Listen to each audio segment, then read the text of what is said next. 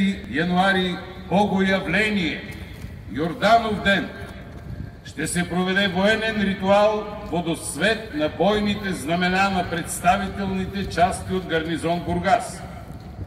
Благославянето ще се извърши от Негово Преосвещенство Агатополски епископ Яротей, викарий на Сливенският митрополит Йоаники и Бургаското православно духовенство. За изповядващите източното православие този военен ритуал водоосвещаване е въведен още през 652 след Христа. От тогава и традицията да се благославя за здрави успехи. А у нас за първи път водосвет е отслужен по времето на цар Симеон I Велики преди битката при Ахелой през 917 година, точно 1100 години от тогава. Водосвет имало преди всяка битка, която е водила нашата родна войска. След освобождението тази традиция е възстановена от първия военен министър на княжество България. Продължава до 46-та и се възстановява отново през 93-та. А днес, пред обновената, най-знакова църква за бургазлии, свети Кирил и Методий, на обновеният едноименен площад са построени представителни блокове от военните формирования от бургаския гарнизон в състав представителен блок от флотилия, бойни и спомагателни кораби ВМС с бойно знаме с командир капитан-лейтенант Станислав Кихайо, представителен блок от сухопътни войски с командир лейтенант Габриела Горанова, представителен сборен блок от формированията на военно-въздушните сили с командир капитан Цалко Цалков, представителен блок на областни общински съюзи на офицерите и сержантите от запас и резерва от град Бургас, на Съюза на ветераните от войните в България, на Съюза на военно-инвалидите и военно-пострадалите от войните в мирно време, на Дружество военно-инвалид и Съюза на моряците ветерани. Командващ ритуала е капитан трети ранг Тодор Георгиев. В ритуала участва и представителният духов оркестър на община Бургас. Строят ще бъде приет от началника на гарнизон Бургас и командир на флотилия бойни и спомагателни кораби ВМС, флотилен адмирал Мален Чубенко. Мирно! За срещу място! За блок! Чист!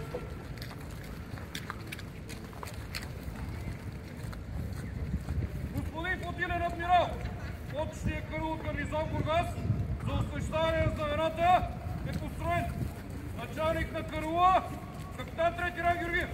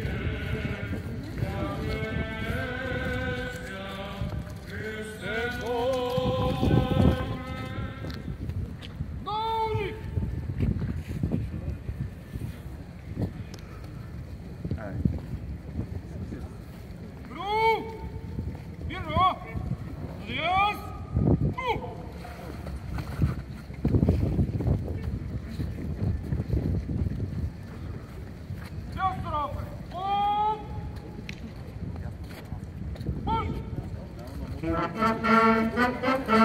името